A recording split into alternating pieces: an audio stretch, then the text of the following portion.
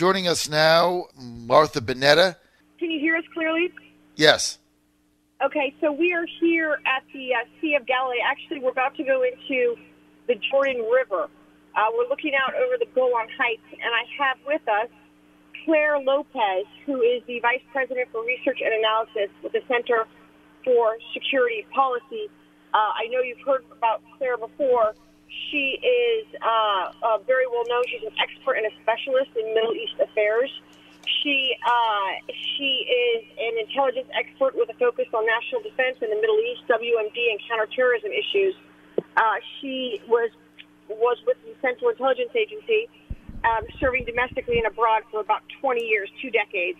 And her career spanned an incredible spectrum of specialties in the Middle East and national defense. I have her with me now. Her expertise includes Islam and Iran. And in light of what has happened, she's in high demand. So she has a couple minutes for us, and here she is.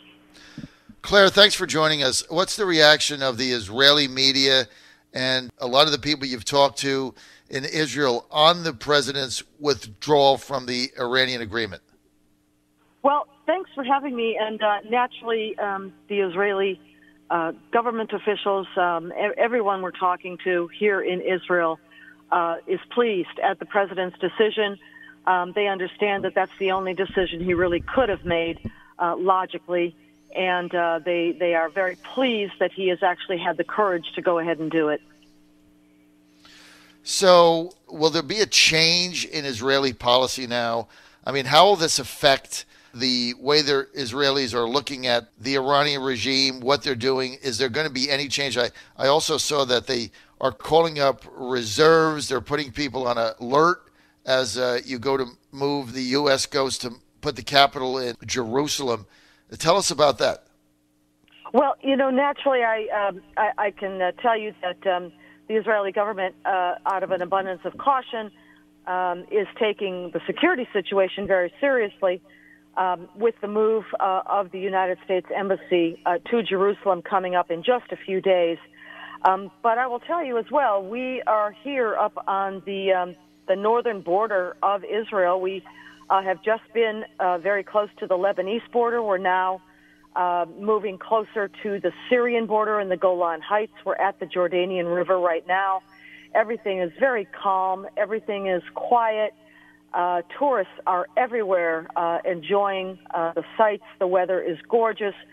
So everything is extremely calm, but naturally the Israelis are taking the security situation very seriously in making the proper precautions. But we really don't expect any disturbances right now. All right, so even though they called up the reservists and put people near the Golan Heights on a security alert, basically, so that they know what to do if there's a bombing raid.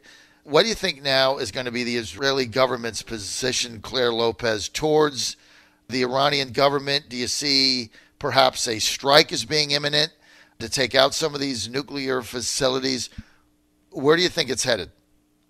I don't see any big change in Israeli policy for the time being. We do see, of course, that the IDF, the Israeli Defense Forces, periodically do strike at targets inside of what used to be called Syria. When, for example, they learn that the Iranian government is transferring, for example, high-tech or high-precision guided weapons, missiles to Hezbollah, they will strike at those kinds of targets to make sure that Hezbollah is kept from receiving the most advanced weapons that Iran is trying to provide it. But in terms of a strike against Iran proper, the country of Iran, no, I don't see that at the moment. We're with Claire Lopez. She's an expert in the Middle East, and she is on the Israeli-Lebanon border right now. Claire, Lebanon just had an election, Hezbollah winning 2 additional seats there. A lot of people seeing a different way. Some people saying Hezbollah continues to grow in influence in Lebanon. Other people saying 2 seats, so what? What was your analysis of that race, of that election? Sure. The first thing I'll note is that I'm always very careful to pronounce the name of Hezbollah as Hizb Allah, because what that means, actually, and you only get the meaning when you pronounce it that way, is party of God. Hezbollah is an arm, a proxy terror arm of the Iranian regime in Tehran. Hassan Nasrallah repeatedly and very recently again announces that his command or his chain of command goes directly to the supreme leader. And so when you see the party of God, Hezbollah, adding to its political domination in Lebanon, they are doing that at the behest of the jihad regime in Tehran. Now, already Hezbollah has dominated Lebanon militarily for very many years, decades really. Now they're advancing in their political domination with parties in alliance with it. Hezbollah now has a majority in the Lebanese parliament. It's not really Lebanon. Lebanon is not independent anymore. It's an adjunct arm of the Iranian regime in Tehran by way of its proxy, Hezbollah. So how does this affect Prime Minister and his relationship with the Saudi government? Remember, they deposed him temporarily. He ended up in Riyadh, and then he was in Paris. Then he was back after his trip to Washington. How does Maliki deal with this, and how do the Saudis react now? So, of course, he is the Prime Minister of Lebanon, and as your listeners may know, there's a very strict apportionment system in Lebanon, whereby the president of the country must be a Christian. Right now, that is Michel Aoun, who is widely seen as an ally of Hezbollah. The prime minister is Saad Hariri, as you note.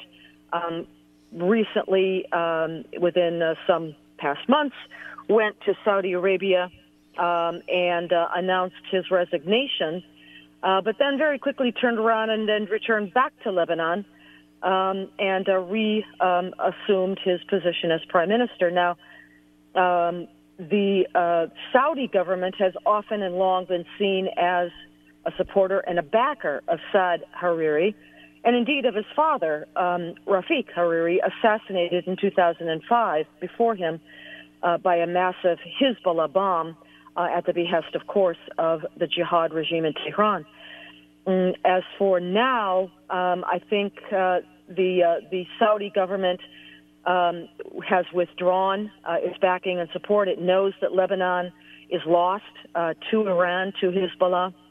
Unfortunately, the United States still continues to provide military assistance to the Lebanese army, which is, in effect, the very same thing as giving those weapons, that funding and backing to Hezbollah, whose mission, according to the Islamic faith, it is obligated to destroy Israel and kill Jews. So I think that is a policy that really needs to be looked at again. And that is our funding of the Lebanese military. Army. Yes, the Lebanese army. Which essentially is dominated by Hezbollah. So anything that we're providing to the Lebanese army, in essence, essentially, is being provided to Hezbollah. So unbelievable. We're with Claire Lopez. Claire, I know you're short on time, but this is a fascinating discussion we're having. Claire Lopez live at the Lebanon border in Israel, and she's been a supporter of President Trump for some time. She was also considered to be one of his Middle Eastern advisors, if memory serves me, Claire. Actually, that was all media hype. Nobody ever spoke to me at all. I have had no communication with the Trump team before, during, or after the election. So was that fake news? Apparently so. Even I'm reporting it, see? Right? You don't know. But I had heard that out there so many times. Thank you for clearing that up, Claire. Let's just very quickly, a lot of people look at this and they say, okay, Lebanon has real free elections, right? They're not like Egypt. I mean, they're really free. There's campaigns that go on, and Hezbollah is a political party in Lebanon. They campaign, they spend money, they get their voters out. How do they keep winning seats? Well, I think we have to understand that within Lebanon and among not only the Shiite population, but as I mentioned before, among certain elements even of the Christian population. As I said, the president of Lebanon for some time now has been Michel Aoun, a Christian who has flipped his allegiance and given it to Hezbollah. So there is support for Hezbollah, and part of that has to do with social welfare. and a campaign based on providing goods and services.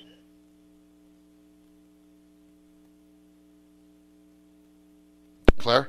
All right, we lost Claire, but we're out of time anyway. We want to thank Claire Lopez for that great segment, and we look forward to having her back.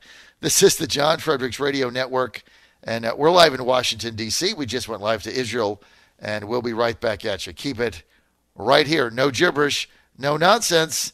And when we do get fake news, well, we clear it up just like we just did. Stay with us.